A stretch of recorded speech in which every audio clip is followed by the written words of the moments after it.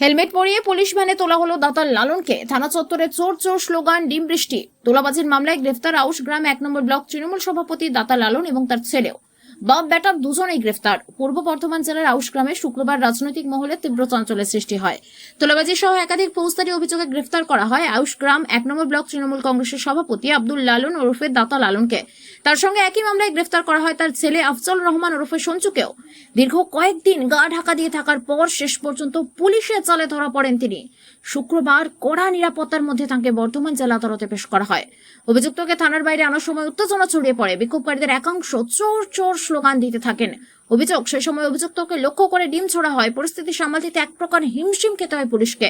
পরিস্থিতি যাতে নিয়ন্ত্রণের বাইরে না যায় তার জন্য আগে থেকেই ছিল কড়া পুলিশি নিরাপত্তা। সম্ভাব্য হামলা বা অপ্রীতিকর ঘটনা এড়াতে আব্দুল লালনের মাথায় হেলমেট পরিয়ে পুলিশ ভ্যানে তোলা হয়। তাকে ঘিরে তৈরি করা হয় শক্ত নিরাপত্তা বলয়।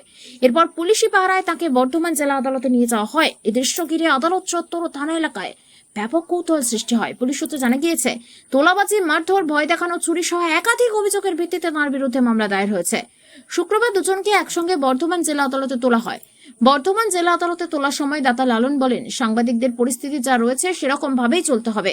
পুলিশের দেওয়া তথ্য অনুযায়ী মামলাটি দায়ের হয়েছে ভারতীয় ন্যায় সংহিতার 448, 323, 325, 354, 379, 427, 506 এবং 34 ধারায়। মামলার নম্বর 209/26। তদন্তকারী আধিকারিকদের দাবি, অভিযুক্তদের জিজ্ঞাসাবাদ করে ঘটনার সঙ্গে জড়িত আরও ব্যক্তি বা সম্ভাব্য যোগসূত্র খতিয়ে দেখা হচ্ছে। সেই কারণেই আদালতের কাছে পুলিশের হেফাজতের আবেদন জানানো হয়েছে। স্থানীয় সূত্রের দাবি, দীর্ঘদিন ধরে এলাকায় তোলাবাজি, প্রভাব খাটানো এবং সাধারণ মানুষের উপর চাপ সৃষ্টি করার অভিযোগ উঠেছিল। যদিও এতদিন পর্যন্ত প্রশাসনিকভাবে বড় কোনো পদক্ষেপ চোখে পড়েনি বলে অভিযোগ বিরোধীদের। শুক্রবার গ্রেফতারের পর বিরোধী রাজনৈতিক দলগুলির পক্ষ থেকে দাবি করা হয়েছে, আইন শেষ পর্যন্ত নিজের পথেই চলেছে এবং দীর্ঘদিন অভিযোগের ভিত্তিতেই পদক্ষেপ গ্রহণ করা হয়েছে। অন্যদিকে ঘটনাকে কেন্দ্র করে রাজনৈতিক মহলে শুরু হয়েছে জোর চর্চা। একজন ব্লক সভাপতির গ্রেফতারের ঘিরে শাসক দলের অন্দরে অস্বস্তি তৈরি হয়েছে বলে রাজনৈতিক পর্যবেক্ষকদের একাংশের মত। তবে এই ঘটনায় এখনো পর্যন্ত তৃণমূল কংগ্রেসের জেলা বা ব্লক নেতৃত্বের পক্ষ থেকে কোনো আনুষ্ঠানিক প্রতিক্রিয়া সামনে আসেনি।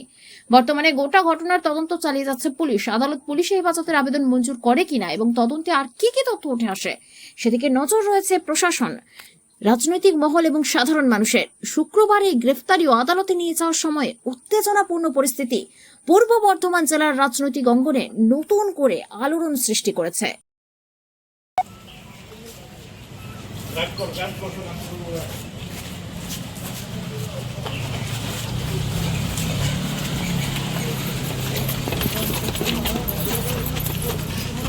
সর সর সর রান্দা হাতটা সরা কি আমি এগুলো কি হচ্ছে ভাই লালনদা ধরলো কেন ভাই? আরে এই কি তুমি দেখো এই লং দে এই লং দে দাও লং করে কাজ করো আমি রূপ দিবি সবে ঠিক করো লং দাও লং নাও তাহলে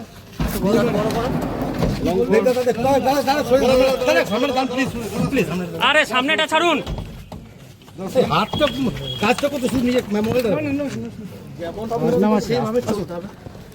লাউন্দা ধরলো কেন জানি না ছবি দেখতে লাউন্দা কি অভিযোগে ধরলো জানি না ভাই যেমন যাচ্ছে সেইভাবে আমাদেরকে চলতে হবে।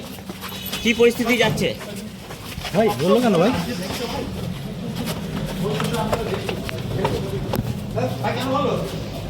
কি দাঁড়িয়ে আছিস কেন তুই? এই সাইডে ধর।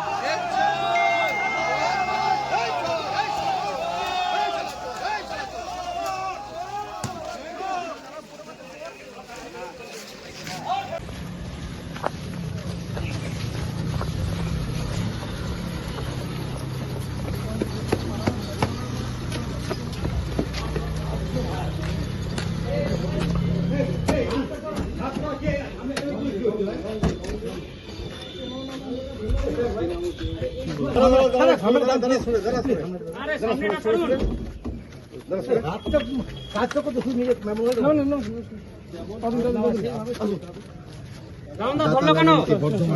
জানি না। ছবি দেখতে লালনদা ধরলো কেন?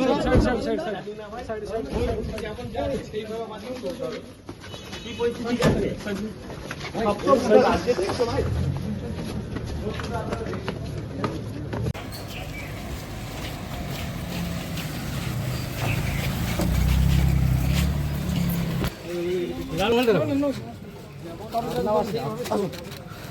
লালনদা ধরলো কেন? বর্ধমানে আদালতে নিয়ে হচ্ছে সেই ছবি দেখতে কি ধরলো কেন? জানি না ভাই, পরিস্থিতি যেমন যাচ্ছে সেইভাবে আমাদেরকে চলতে হবে। কি পরিস্থিতি যাচ্ছে?